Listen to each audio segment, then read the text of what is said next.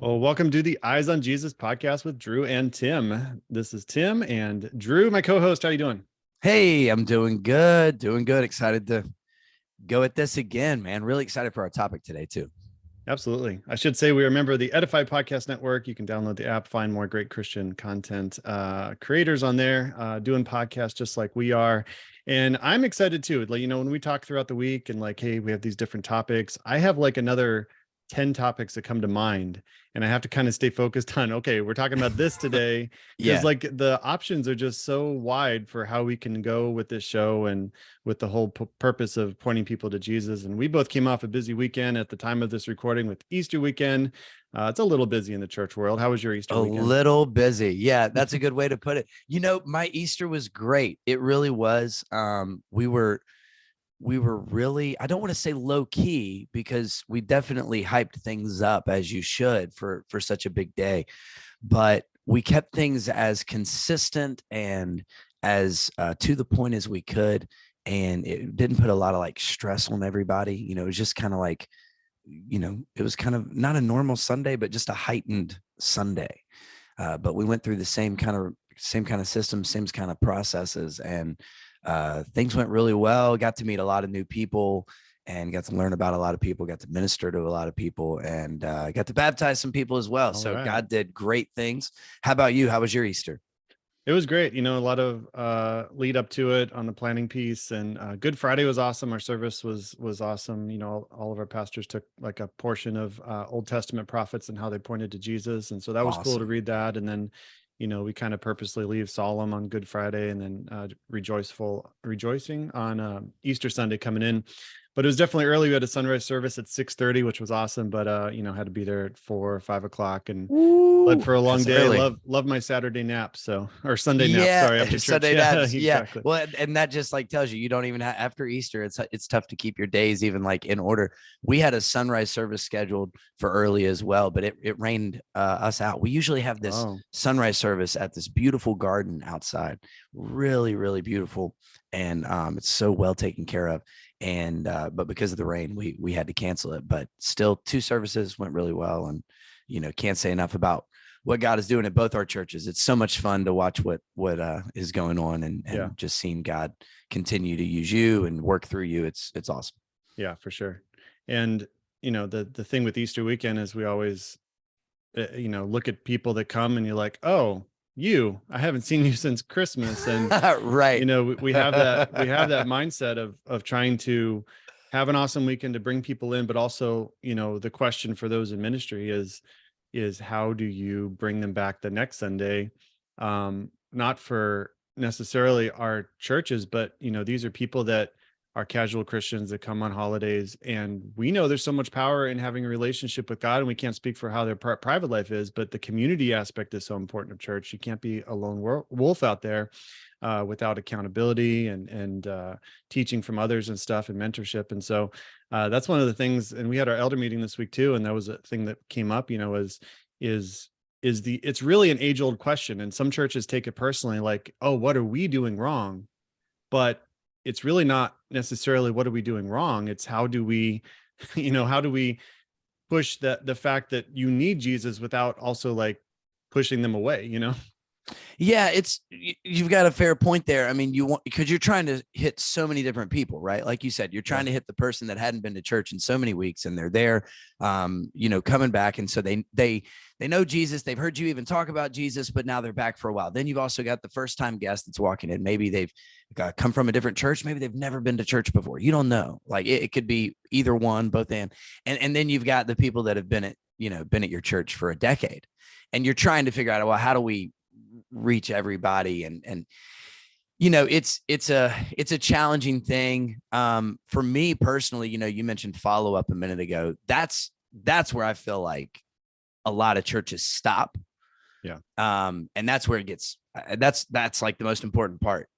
That's where you can be unapologetic. Like we as the church, like we're here to care for you and pray for you and love you and let you know that there's a community of believers here for you. Now, if you want to be a part of that, that's great. If you don't, that's fine. Like it's your call, but we have a responsibility, a duty to follow up with you. So I think the churches, whether you whether you strive to angle towards the first time guest, or whether you strive kind of like we did to just kind of do our normal Sunday, but it's like a little more exciting and geared towards Easter.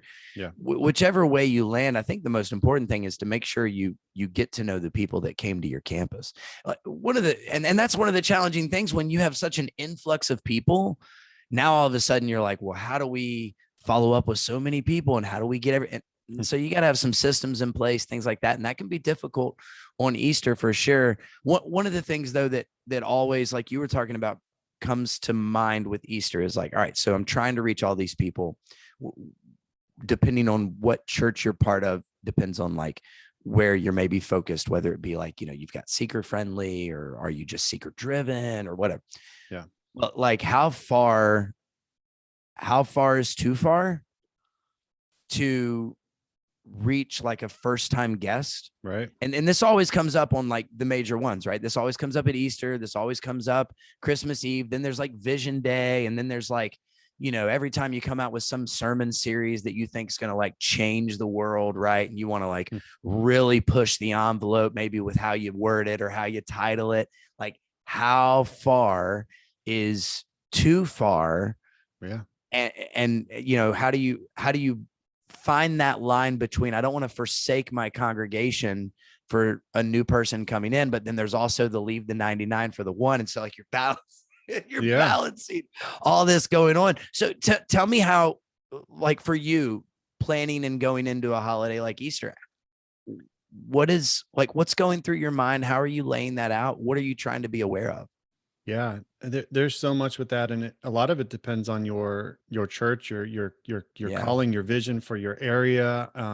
Are you really just trying to be, seeker sensitive can be a bad term, but if you're just trying to get people exposed to church for the first time, and you preach a salvation message every Sunday, that's a fit for some churches, right? I mean, at some point, Christians may want something deeper and may move to a different church, but at the same time, like why are you there? Why do you exist as a church? Yeah. And is it just to preach a salvation message, or do you also care for the lost and their needs, their felt needs, their physical needs, benevolent needs, community needs? And maybe the gospel message isn't said in those contexts, but people still know that's a church.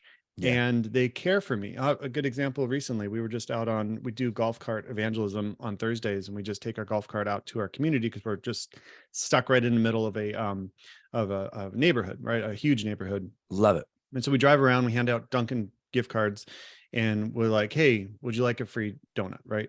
And hardly anyone ever says no, right? They're like, what's the catch? And we're like, you just have to tell me your favorite donut. That's all we say, and then, hey, we're from the church. We got this coming up. We'd love to have you there, right? And this one guy this week we saw, and he told us, he's like, I'm living the Viking lifestyle. And I'm like, what is that? And he said, what's the catch? And we're like, we're from the church. And he said, oh, well, just so you know, I'm a pagan. And he showed me like his chain that he had on, had pagan stuff. Almost like that's his identity, right? And almost like he's almost expecting a fight. And well, if he's doing the Viking thing, don't go into a fight with him. Him. I know. Yeah. He didn't have the horns or anything, but I was expecting those. Was there a ship behind him or something? That's crazy. Man, that'd be so cool. I almost wanted to be his friend if he's that deep into it. Right. But, So, but my point is that he was almost expecting a fight, but we just jumped right into talking about donuts. We talked about, he had a pet bird on his shoulder, no eye patch, but a bird. Okay. We just talked about that stuff. And at the end of our conversation, he's like, oh, I might come check you guys out. Where at first he was defensive. This is who I am. This is what I do. Don't almost saying, don't push your God on me, to a point where it's like, oh, you just really care about me as a person and you're giving me free coffee. All right, I might come check you guys out. Right now, we didn't preach the gospel message to him. We didn't say like, you need to repent today and turn your life to Christ. And some people do have a problem with that. I will say some people have a problem that it's not evangelism unless you're saying those words. And for me, and where we are in our community, it is a lifeline. Like, we are here if you have questions, if you need something, and those are seeds that are planted for him to say, all right, I'm going to maybe cruise on this for another 6 months. And when my life goes crazy, now maybe I need to reach out because I know they're there, right? That might be how God uses it. But all that to say, like when we reach our community, there's a lot of things we do that don't necessarily immediately tie. We have a shredathon coming up, of all things, right? Okay. First time doing a shredathon for our community. We pay a few $100, people come for free and bring the papers and get it shredded, right? And we're a hub for the community we're in to do these types of things. Now the question really is, how far is too far, right? What if we only did that, right, and never shared the gospel? What types of events are too far? Sure. And those are decisions for the church and church leadership. But also, as we're talking about this, what have you seen? What is too far in your opinion, or what have you cut back on that maybe you would have done in the past? Yeah, I think that's a really good question. And it is always something that hangs in the balance. I will say that my answer is probably, well, not probably, my answer has changed as I've kind of grown up and matured and become a little more enlightened into what I feel like God is calling the church to be. So I'll give you an example. When I was in my mid-20s, I started attending a church that played openers. That is what they called it, right? And it was secular songs that they would play as people were coming in, and they would play them with the band live right before the pastor would come out and do the welcome. Now, there were a couple things that were intentional about that. And as I got on to staff eventually of this church, I learned these things. But what was intentional is this. Number one, it gets people to their seats. There's band music playing live. The lights are dimming. The doors are open to the auditorium. It's time for church. Like, get inside. And if you know the song, if it's a song you've heard on the radio, or maybe it's an old 80s Journey song or something, you're like, oh man, like I got to get in there. I got to hear this, right? So it gets people to their seats and gets them to church on time. So that's number one. Number two, the song usually went along with whatever we were preaching about. So, if it really was about belief, you could do Don't Stop Believing. And people would be like, oh my gosh, my church did Don't Stop Believing. And they post on social media, and it's a big deal. And then the third thing is you're playing a secular song. So if someone walks in and is turned off by church and isn't into the church thing, and they hear secular music, then they go, oh, they get me. Yeah. They get me. They understand my world. So there's a reasoning behind it. So when I heard all that, I was like, this is bomb. Sign me up. Let's do it. I want to and so I was the worship leader, and every week I was in conversations about what opener should we do this week? What opener should we do next week? And we did some really cool ones, man. I got to rap Red Hot Chili Peppers Give It Away Now during a generosity series, right? Awesome. So there's some awesome moments. And so you look at that and you're like, man, was that too far? It's like, nah, man, that was fun. And it was all in the name of, inspiring people to give. And it's like, well, yeah, I mean, you still did Red Hot Chili Peppers on the front of the stage, and what I got, you got to give it to your mama. And it's like, all right, well, I mean, that came out of my mouth on mic from a stage. It really happened. And then like, if you want to take it further, like we were doing a prayer series, and we did Madonna's Like a Prayer. Right. Yeah, so now if you go look at the basis of that song, that has nothing to do with prayer. Right. It has everything to do with some type of sexual encounter, as Madonna songs normally do. Right. So that was also played from stage. And at the time, man, it was just like, we justified it because we knew the why behind it. And honestly, if I really needed to fight for it, I probably could build a good case. Yeah. But now I'm like 8-9 years removed from that, and I'm like, I don't think I would ever do that. I'm now pastoring a church, and I'm like, I don't think we should ever play Katy Perry from the front of the stage before we're about to enter into a time of worship. Like it almost now makes me feel like dirty that I did that, and it kind of irks me a little bit. Yeah. So at the time, I didn't think it was too far. Now, yeah, it's kind of weird, man, because you look at some of the people we did from stage, like you look at some of the people's songs we did and used, and now you look at what those people are doing, and you're like, oh, we represented them in church, in the temple of God. We did that.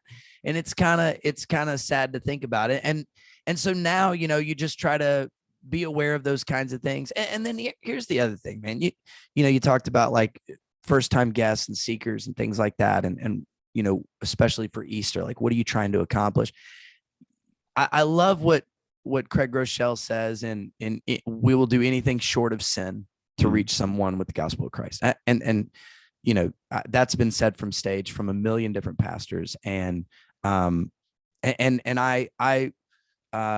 fully agree that it is very much like leave the 99, go after the one, go after the lost, do whatever you need to do. I think there is, I think the challenge with that is we've got to recognize that there's a difference in loving someone and then also like taking responsibility for their actions. Like it's a big difference. And so you can love someone, but you don't have to become like them in order to love them. You certainly don't have to affirm how they're living in order to love them. And that might be a whole nother conversation. But in that, in thinking about what churches are meant to do, you know, you also got to ask yourself, like, who is God calling us to be? And really, what are we set up to handle? Because I know a lot of churches this past week that saw an influx of hundreds of people. Some churches saw an influx of thousands of people. But if you're not equipped to handle that, I mean, really, if you don't have the structure, the finances, the systems to care for that amount of people, what good is that really doing? Like, if you can't follow up with these people, if you don't know their names, if you don't know their situation, if all you can do is go on social media and go, wow, look how God blessed us. We had X amount of more people than we've ever had. Okay. Do you know them? Right. Were you ready for them? Did you follow up with them? Like, do you know that it was like the family that sat on the second row, or are their names like Bruce and Tracy? Like, you know, what, like who is it? Is it just the person that wore the pink dress and the yellow coat? Or like, do you actually know it's Denise? Like, what is it? Right. And so I think sometimes we can get caught up in chasing after metrics and not people. And I think that's where, regardless of what the action is, I always want to know what the intention was and what the original motivation was. Right. And so in that, right. And look, you know, we don't do everything perfect at my church. It's really simple to sit here and be like, oh yeah, well, this is what you do wrong here. This is what they've done wrong there. I mean, look, I could crush my own church just as quickly of things that we're missing or not doing exceptionally well. But man, after Easter, like some churches, it was just, there was some videos circulating. There were some things going on that just, you know, you felt like, man, what was the intention here? Like, what was the reasoning? What was the why? And was it really people? Like, really, like, truly, was it people? And you were like, we know this is going to reach people and mean something. Or was it like, we know this is going to get attention, or we know this is going to build a metric, or we know this is going to go, you know, viral? What's the goal? And so for me, from the outside looking in, I think it's tough to put a line in the sand, because like you said, there's so many variables about what your church is here for and what God's purposed you for. I think what I would not necessarily caution pastors with or ministry leaders with, but I think what I would just call into question and make sure people are aware of is, make sure you've got a good understanding of why you're doing what you're doing, and that you're specifically called to do that, and it aligns with what God's told you. And then on top of that, make sure you've built the right platforms underneath it to support it, because it's really easy to get on board with a fun, unique, exciting idea. It's really difficult to build systems and processes that support it. And a lot of times we just run after the first part of that for the excitement of it. So that's kind of where I'm at. I would say, that's really good. All that's really good. And I would say too, you know, oftentimes in church, you know, Christians that are already Christians, people that are Christians that follow Jesus, are too concerned with their own comfort versus those that are the strategy for reaching the lost and actually getting out Sure. there and doing it themselves, So Sure. Yeah. how does it feel in the sanctuary? What songs are you singing that I like? Are you diving into Revelation, when I want something deeper, but I'm still not in a small group, right? It's like, Right. Yeah. it's all those things that come up from Christians that don't always have a heart for the lost. Who are you witnessing to? Who's in your community? Who are you reaching out for, and not just letting the Yeah. church do it? I had someone said this, I think it was Mike Signorelli. He said that, in the past, it was, we all come for one man who's on the stage and all our eyes are facing at him. He's like, but what I want to see is a shift where we come and we are taught, but then we're all looking outward like an army going Ooh. out with a general at our command.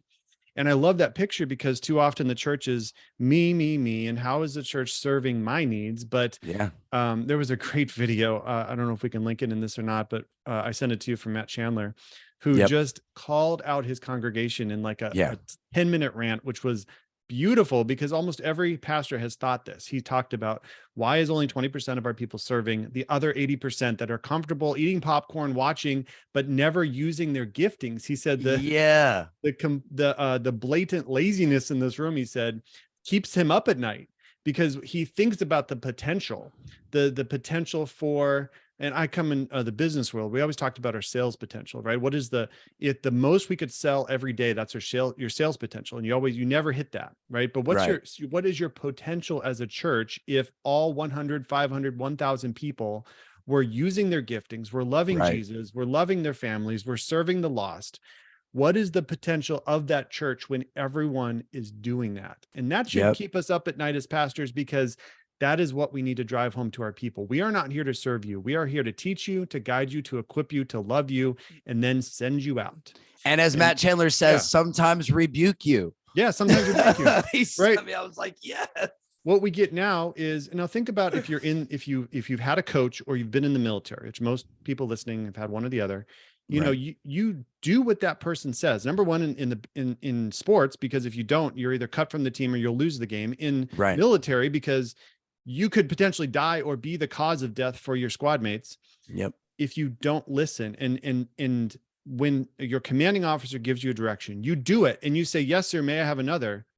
And when our pastors tell us to do something, we're like, maybe I'll go to another church because I don't like the way you told me that. Yeah. If it's your pastor, if it's someone that you say, I am here for the good, the bad, and the ugly, and to be called out for my sin, then I will sit under that authority. And doesn't mean you can't ask questions or get abused. I'm not saying that. I'm saying that, we have a culture where my comfort comes first, and that has to stop in church. And that also leads to our conversation where we are creating programs and events that are about comfort. And I'll call it out. I won't say the church by name, but there was Easter production with Belle from Beauty and the Beast getting crucified with Lumiere and Cogsworth next to her. And she's saying things like, Father, forgive them. They don't know what they do. And at the very end, which you mentioned secular music, they sang Freebird. Freebird. Yeah, they sang Freebird. Yeah. And I'm looking at that and I'm just like, I think almost every Christian would look at that and say, that's too far. Yeah. I have no idea I have no idea what was accomplished. Right. I would love to get a survey of people that came and say, are you already a Christian? What did you think about it? Are you not a Christian? Did this at all push you towards Jesus? Right. At the end of the day, did it do its job? And also with the question of, is it too far? You have the thing, if it saved one person, then it was worth it. How does that factor in with something as blatantly blasphemous, I would say, as a Beauty and the Beast production on Easter? Is it still okay if it saved one person? Yeah. And that's always the argument. Mm-hmm. Like always. It's like when you get into LeBron and Jordan arguments of who's the greatest, the Jordan fans are like 6-0, bro. 6-0. And so it doesn't matter. You could be like, no, you don't understand. All-time score leader. The run of 9 years at a championship is like 6-0, bro. And it's like, okay, so if it saves one person, but it scatters a bunch of people. And so in the same light, we've seen this with leadership in church. Like, well, if people are being saved and the Spirit's still moving, then clearly the mantle hasn't fallen off the guy. It's like, no, Jesus works in spite of us and That's our right. sin. So that's like I'm really glad that people have that down, but it's biblically like illiterate at that point. So I guess Tough where because I'm at. Oh, go sorry. Go ahead. ahead. No, I would just say, the giftings that you see from people are never reflective of their personal life with God, right? The giftings that God has Yeah. placed on someone to speak, to teach, to lead is Yeah. never reflective upon their quiet time with God. Sometimes Correct. it's a overflow of that, but not always. You can have a great preacher who gives an amazing testimony who's struggling with all kinds of sins. We've seen it 1,000 times at We've this seen point. it a lot. And so it's not just a matter of, oh, it was an amazing service, it was an awesome message. Like, what is the heart of the leadership and why are they doing this? And also, yeah, I love your point. Is it scattering Christians to be either not close to God or shun from the church? I Or mean, okay, question their faith or like get bad right, yeah, habits. exactly. And so then I have to ask myself this. Are we just getting bored of Jesus? Yep, say it. So I mean, I hate to keep going back to LeBron Jordan here, and I hate to keep going back to sports and NBA, but we like LeBron's putting up stupid numbers, and I think he scored 38 the other night, and he's like 82 years old out there scoring like 38 points, right? Yeah. And the guy's making blocks and making plays and doing all this, but he's like that all the time, right? So like, are we just like so bored with talent and giftedness that we have to make it some kind of debate, or we have to create something new, or we have to, now we've got talking heads everywhere on desks that don't even share informational and facts. That's just about opinions, right? And so it's the same way I feel like with the church. It's like, hey, there is this man, okay, the Son of God, fully man, that came to earth and died for you, died for your past sins, current sins, future sins, died for you. And we have been like, yeah, that's not enough, man. We got to put a Katy Perry. Yeah. We got to put a Katy Perry song up with this. Mhm. Or, that's great. But what if we did like an elaborate illustration? Well, that's great and all, but what if we decided that we would do, and I mean we saw this past week. What if we thought we'd really push the boundaries and push the lines with an Easter production that we know is going to get people's attention and have them talking and have them even question if we're a godly church? Like, what if we did that? And it's like, could we just, I'm not saying you have to keep it simple. I mean, heck, we did a spoken word and it was borderline a rap. And like, I hear you. Like, I get it. Let's make it exciting. Let's use people's gifts. Let's draw them in. However God's gifted the people of your congregation and their gifts and talents, let's use that. But do we really get so bored of greatness that we've got to like reinvent church every so many weeks or every so many years? Like, we've got to reinvent it.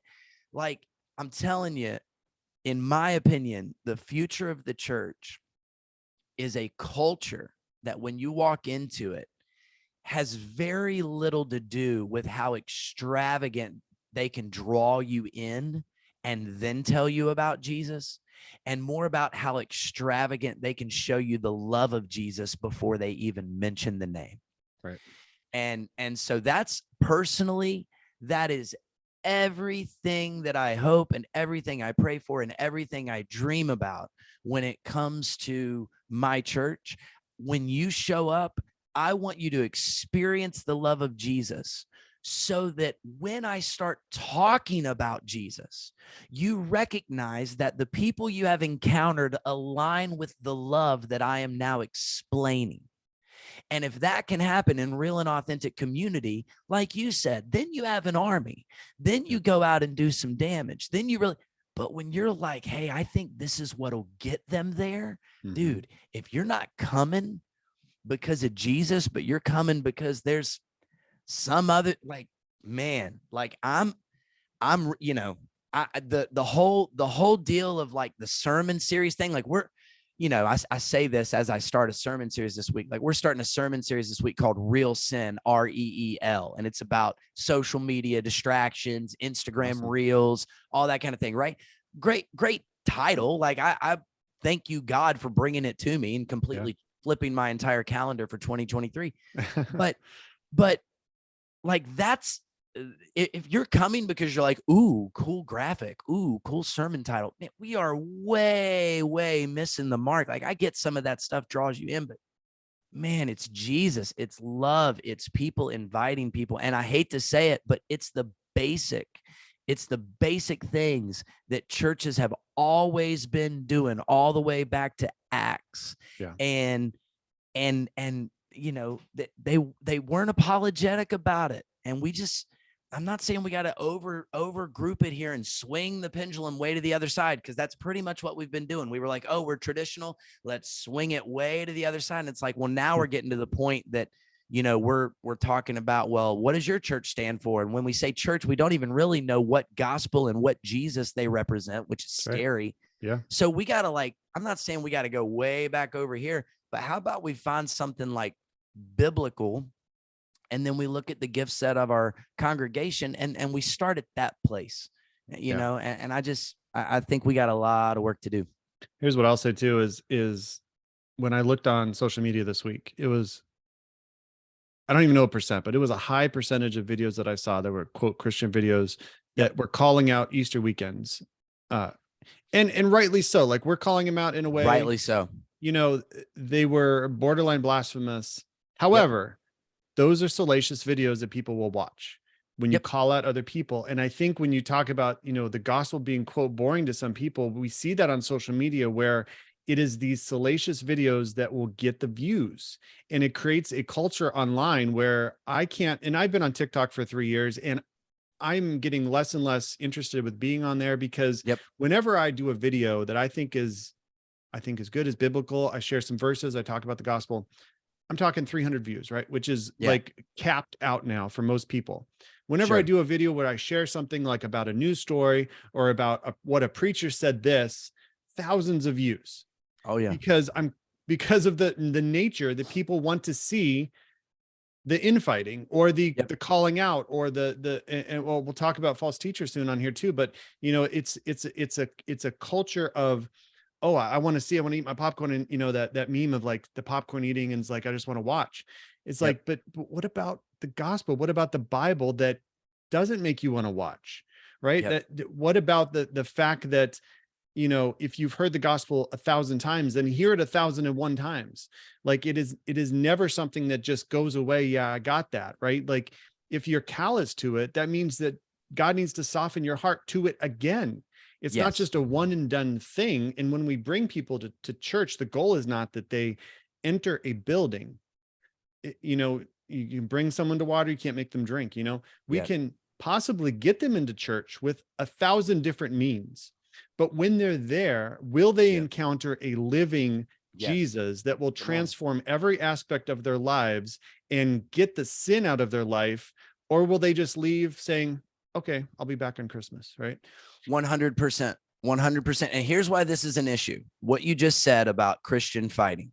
Here's why this is an issue. So let's say that me and you and your wife and my wife, let's say we hung out all the time. Okay. And we'll pretend that us hanging out all the time is your feed on social media.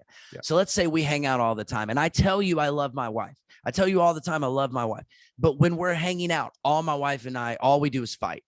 All we do is bicker. All we do is make little side comments. All we do is make sarcastic remarks at each other. And it's pretty clear that even though I'm telling you that I love her, it's pretty clear there's some tension. It's pretty clear that we're not aligned. It's pretty clear that like there is something going on in our household that doesn't make sense. Now, would you then take marriage advice from me? Right. Yeah. Okay. So let's look at the church. We got social media going, and all these Christians are doing is yelling at each other. Yeah. And look, I'll be honest. I don't do any of the yelling on social media about like other churches. I do go at some leaders sometimes, because that's really where my heart is and where my passion is. But I'm going to tell you, when the world sees so many different representations of the church. And I'm talking like Methodist, Baptist, Catholic, non-denom, all this. So many different representations of the church. And then on top of that, sees churches going, well, this is blasphemous. No, it's not. Well, this is this. Well, no, it's not. Well, this is this. No, it's not. And we're going back and forth and stuff. That is what an unbelieving world will simply look at and go, I'm not taking advice from you. But then we're going, no, you don't understand. My Jesus is real. My Jesus is real. You should get to know Jesus. They're looking at us going, you are a buffoon. You just got to come to my church and follow my denomination and believe exactly what I believe, and then you'll be fine. Exactly what I believe. And yeah, exactly. So we look so dumb sometimes. But my gosh, man, we sure make it easy on ourselves, because I'm with you. Like, I look at all these videos after Easter and I'm just like, this is like, some of this stuff is incredible. Like, what are you doing? Like, what did you really think was going to happen? You thought this was a good idea? Like, you thought everybody dressing up like this and that being your play and like this going all over the social media. Like, you thought that Easter was the time to break all that out. Like, and it just seems like some pastors are trying to one up themselves week over week over week over week. And here's the big problem with that is that's been the trend for 20 years. Yeah. And look, I haven't been in the game as a lead pastor for 20 years, but I've been in the game for 20 years. Mm-hmm. And I'm just telling you, I've seen pastors that have this tendency of, we got to top it week over week over week over week over week. And there's this like weird pressure that they've like put on themselves. And I just haven't seen, I literally outside of maybe one pastor, I haven't seen it end well.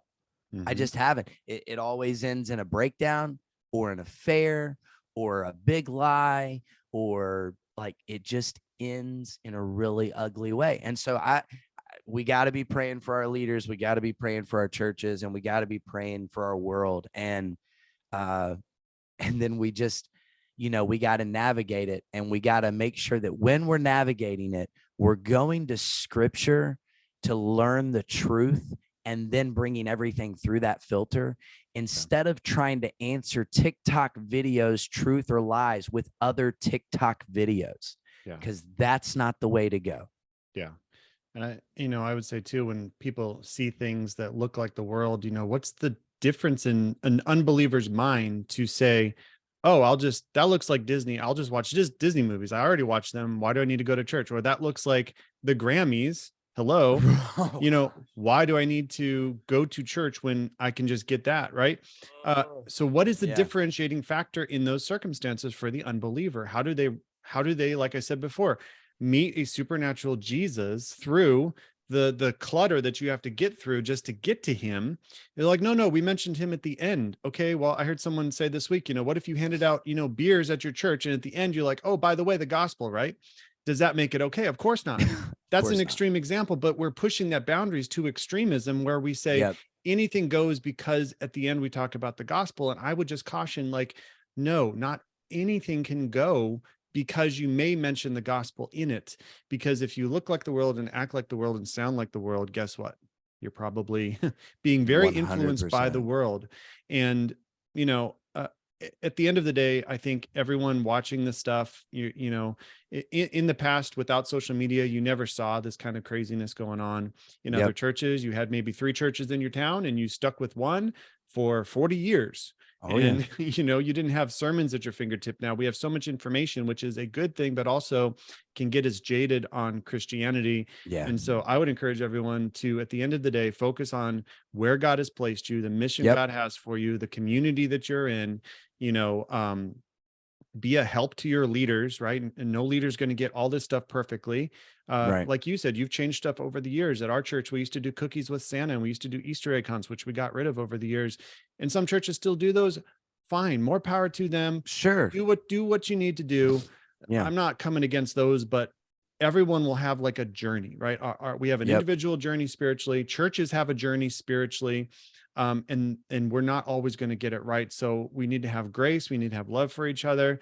sure, we need to call out false teachers. We'll talk about that next episode, but Yeah. how do we do so with love, and how do we do so where we're in a position to do it and not just this anonymous voice online shouting from the, the comments. Yeah, you're right on. You're right on, man. Cool. Well, yeah, thanks for joining us, everyone. Make sure you subscribe. And what else you got going on? You want to let people know? Man, we're starting this, like I said, this Real Sin series. I want to check that out. Yeah. Yeah, it's going to be fun. We're going to talk through the distraction of social media. Then we're going to talk through the destruction of porn and everybody who deletes web browser history, putting you on notice. And then week on that later. Absolutely. And then week 3, we're just going to talk about how we can be digital disciples. Like if we are going to be on social media, if we are going to do things like this, like podcasts, well, how can we leverage that for good, for the gospel? And how can we make our voice heard in a positive direction that influences people for Christ? So really excited about that. And then just doing the family thing, man. Kids are doing their thing and all is well. Everybody's healthy. So that's always good. And my wife and I just celebrated 10 years, actually. Congrats. Thanks, exciting. man. So that's always fun stuff. What about you? What's on the horizon?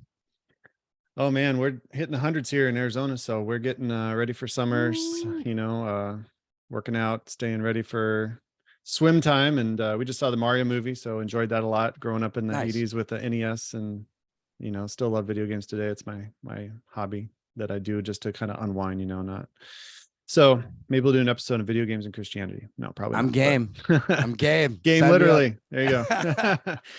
Well, also we have a podcast. We have a Facebook group called the Eyes on Jesus Podcast Community. Anyone can join that. It's an open group. So if you're listening, want to join that and be part of conversations on our episodes, please do so. And until next episode, go with God, grow in discernment, and keep your eyes on Jesus.